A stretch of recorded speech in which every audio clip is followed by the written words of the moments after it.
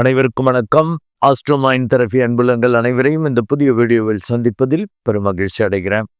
ஆஸ்ட்ரோமைண்ட் therapy சார்பாக மாத அறிவுறுத்தல்கள்ங்கிற video ஒவ்வொரு மாதமும் 12 ராசிகளுக்கும் போட்டு வரேன். அந்த வகையில் பிப்ரவரி 20 முதல் மார்ச் 20, 2026 மகர லக்னம் அண்ட் மகர ராசி அன்புள்ளங்களுக்கு என்ன மாதிரி பலன்கள் ஏற்பட போது, அவர்களுக்கான அறிவுறுத்தல் என்ன அப்படிங்கிறத இந்த வீடியோவில் பார்க்க போகிறோம்.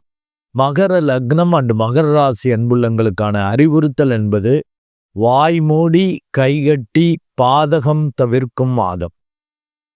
திரும்ப உங்களுக்கான அந்த அறிவுறுத்தலை அந்த தலைப்பை சொல்றேன். வாய் மூடி கைகட்டி பாதகம் தவிர்க்கும் மாதம்.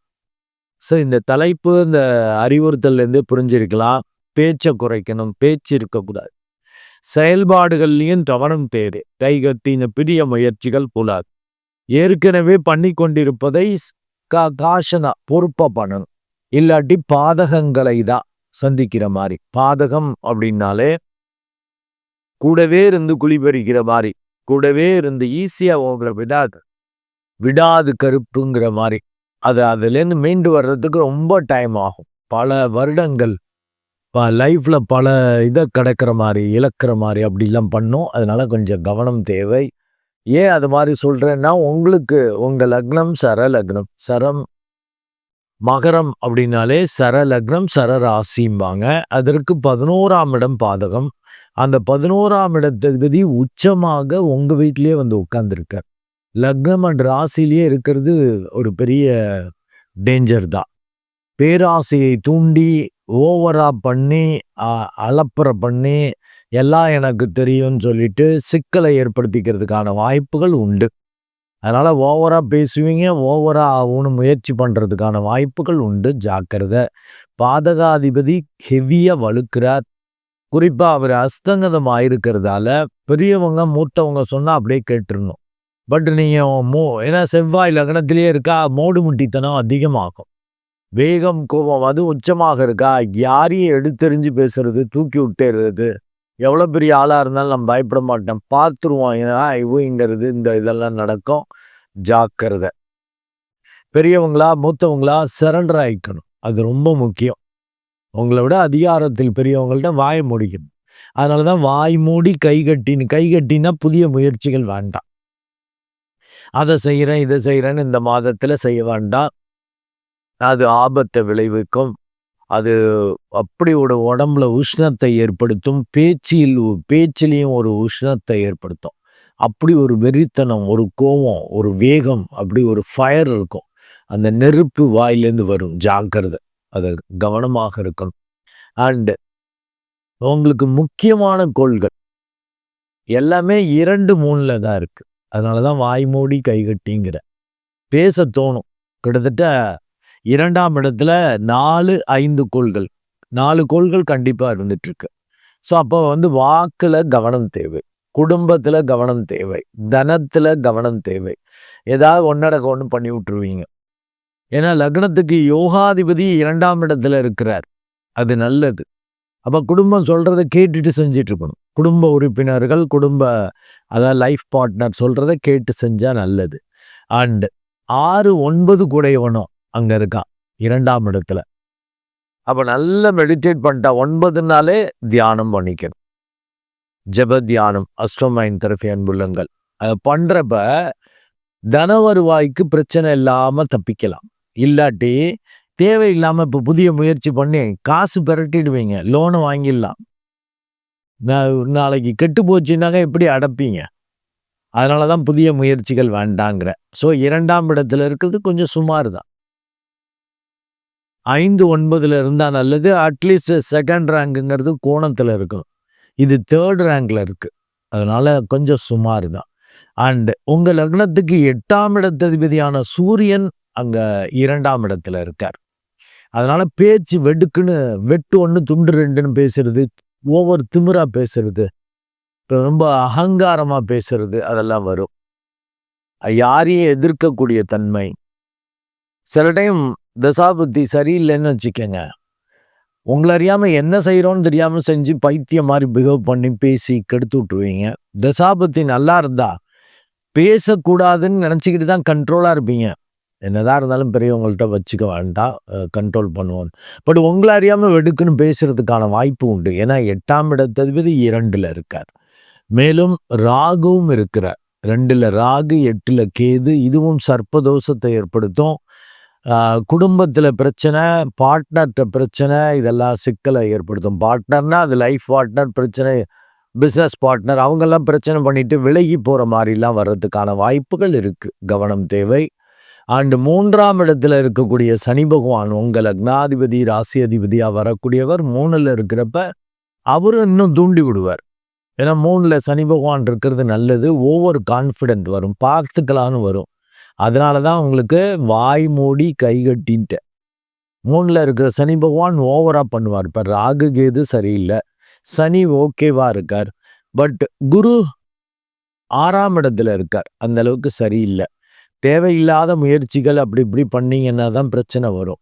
எதுவும் முயற்சி பண்ணாமல் இருக்கிறத கவனமாக 6ஆம் இடத்துல இருக்கிறப்ப ஒழுங்காக நியாயமாக கவனமாக எதுவும் பிரச்சனை வராமல் காரியத்தை ஆற்றும் பொழுது பெரிய அளவுக்கு நிம்மதி சந்தோஷம் வந்துடும். இல்லாட்டி விரயம், வெட்டி அலைச்சல், வீண் விரயத்தை கொடுக்கற மாதிரி அந்த குரு பகவானும் இருக்கிறார், 6ஆம் இடத்துல மறைந்திருக்கிறார்.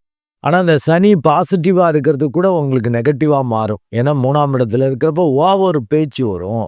ஓவராக இதையும் முயற்சி பண்ணுவீங்க. இப்படி பண்ணிடலாம், அப்படி பண்ணிடலாம், பெரட்டிடலாம், உருட்டிடலாம், இப்படி கடன் வாங்கி அப்படி பண்ணி இப்படி பண்ணிடலாம் ஐடியா வரும். ஜாக்கிரதை. நல்லா மெடிடேட் பண்ணிக்கங்க. இந்த குரு பகவானும் வக்ரம் பெற்று போயிருக்கார். ரொம்ப பாசிட்டிவாக பெருசாக கான்ஃபிடென்ட்டாக செய்யக்கூடியது விரயமாயிடும், கெட்டு போயிடும். இதே பயந்துக்கிட்டே செய்வீங்க, அது ஓரளவு நல்லா இருக்கும். இருந்தாலும் தான் புதிய முயற்சி வேணான்ட்டுமே. இருக்கிறத பயந்துக்கிட்டே ஒழுங்காக கெட்டு போகாதபடி செஞ்சிட்டிங்கனாலே நல்லது. அதனால் மெடிடேஷனுங்கிறது உங்களுக்கு கம்பல்சரி ஆகிடுது. அதாவது 2ஆம் இடம், 3ஆம் இடம், அதில் 7 கோள்கள் வேலை பார்க்குது. அதனால் கவனம் தேவை. இந்த செவ்வாயும் பார்த்தீங்கன்னா மேட்ரு ஆஃப் ஒரு 3-4 டேஸ் தான் இங்கே இருக்கார். 23/2/2026 அன்று அவர் 2ஆம் இடம் போகிறார். 2ல் செவ்வாய் இருக்கிறதும் செவ்வாய் தோஷம்தான். வெடுக்குன்னு பேச வைக்கும். பேச்சின் மூலமாக பாதகங்கள், சொத்துக்கள், சொந்த பந்தங்கள் வழியாக பிரச்சனைகளை உருவாக்குற மாதிரி பேச்சு வரும். ஜாக்கிரதை. அண்டு சுக்கிரன் பார்த்தீங்கன்னா 2-3/2026 அன்று 2ஆம் இடத்திலிருந்து 3ஆம் இடம் போகிறார். அது ஓரளவு உங்களுக்கு நல்லது. ஏன்னா யோகாதிபதி வலுக்கிறார், நல்ல உச்சமாக இருக்கிறார், அது நல்லது. இருந்தாலும் சனி பகவானோடு சேர்ந்திருக்கிறப்ப ஓவர் கான்ஃபிடென்ட்ல சிக்கல் பண்ணுறது, எதிர்பாலினர் வகையில் சபலத்தில் சிக்கலில் மாட்டிக்கிறது, இந்த மாதிரி வாய்ப்புகளும் வரும். கவனம் தேவை. ஏன்னா 5 உச்சமாக இருக்கிறப்ப அழகு கவர்ச்சியாக அந்த மனம் ஈடுபடும். அழகு கவர்ச்சியில் ஈடுபடும். உங்களை அறியாமல் சபலத்தில் பிரச்சனை ஆகிறதுக்கான வாய்ப்புகள் உண்டு.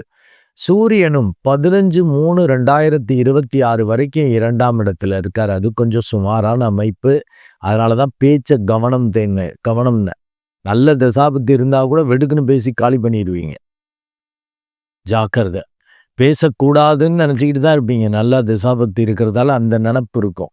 பட் உங்களை மாரி வெடுக்குன்னு பேசி காலி பண்ணிடுவீங்க. இதே கெட்ட தசாபத்தின்னாக்கா அந்த நினப்பு கூட இருக்காது. என்ன பேசுகிறோம், என்ன செய்கிறோன்னு தெரியாமல் மோடு முட்டி டென்ஷன் பாட்டு, ஆத்திரக்காரனுக்கு புத்தி மட்டும்பாங்கல்ல, புத்தி வேலை செய்யாமல் என்ன வேணாலும் பண்ணுறது பேசுறதுன்னு ஆகிடும். ரொம்ப ரொம்ப கவனம் தேவை. அண்டு குரு பகவான் 6ஆம் இடத்துல இருக்கிறப்ப பகை, விரோதம், பிரச்சனைகள் உங்கள் முயற்சிகள் வழியாக வராதபடியும், அண்டு யாராவது பணம் தரேன்னாங்கன்னா கூட தேவைன்னா ரொம்ப அவசியம்னா தான் அதுவும் உங்கள் ஜாதகத்தை பார்த்துட்டு வாங்கிக்கணும். இல்லாட்டி கடனே வாங்கக்கூடாது, வேணான்ட்டு. அது கண்டிப்பாக விரயமாகத்தான் போகும். ரொம்ப நல்லா இருக்கும்னு நினச்சி வாங்குறது. ஏன்னா நீங்கள் கடன் வாங்குறப்ப, பணம் வாங்குறப்ப இது விரயமாயிடணும், கெட்டு போயிடணும்னு யாரும் வாங்க மாட்டீங்க. இது நல்லா இருக்கும், இதன் மூலம் இப்படி பெரட்டிடலாம், உருட்டிடலாம், அப்படி கிடச்சிரும், இப்படி கிடச்சிரும்னு வாங்குவீங்க. அது சொதப்பலாக இருக்கும். ஏன்னா குரு பகவானும் வக்ரம் பெற்று போயிருக்கார். நல்லா மெடிடேட் பண்ணிக்கங்க.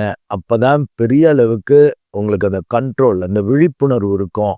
Before saying anything, before doing anything ஒரு சின்ன கேப் இருக்கும். ஒரு விழிப்புணர்வோடு நீங்கள் வெளிப்படுத்துறதுக்கான உங்களுடைய பேச்சையோ உங்களுடைய முயற்சிகளையோ, பொதுவில் முயற்சியை தவிர்க்கணும். நல்ல தசாபத்தின்னா நல்ல தீவிரமா அது அது ஜாதகத்த பார்த்துக்கணும்.